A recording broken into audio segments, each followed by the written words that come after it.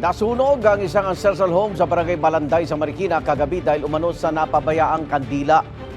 May unang balita si EJ Gomez.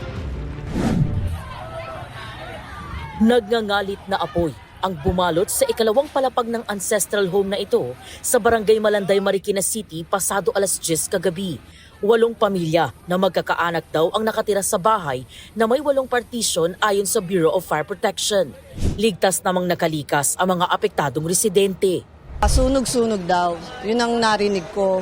Actually, hindi naman sa amin nagsimula yun.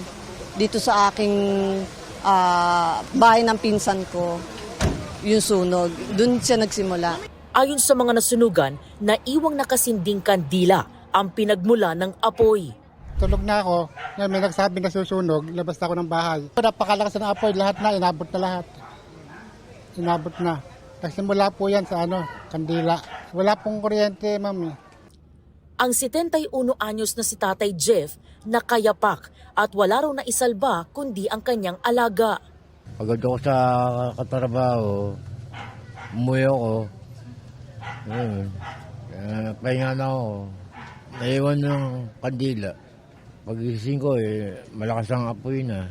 May naamoy kami na parang may nasusunog na kable ng kuryente. Tapos yun na, lumaki na yung apoy kasi pumutok na. Siyempre, takot kami dahil katabi lang namin eh. Yung natupok na structure is residential ancestral home.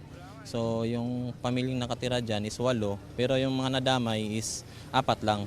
Bali 2 palapag siya, pero yung mostly na pinaka-na-damage yung second floor lang. Kasi gawa sa light materials eh. Kaya ang bilis niyang kumalat.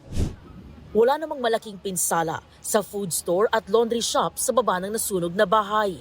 Tumagal ng halos 1 oras ang sunog bago tuloy ang naapula pasado alas 11 kagabi. Ayon sa BFP, aabot sa humigit kumulang 100,000 piso ang halaga ng pinsala ng sunog. Ito ang unang balita. EJ Gomez para sa GMA Integrated News.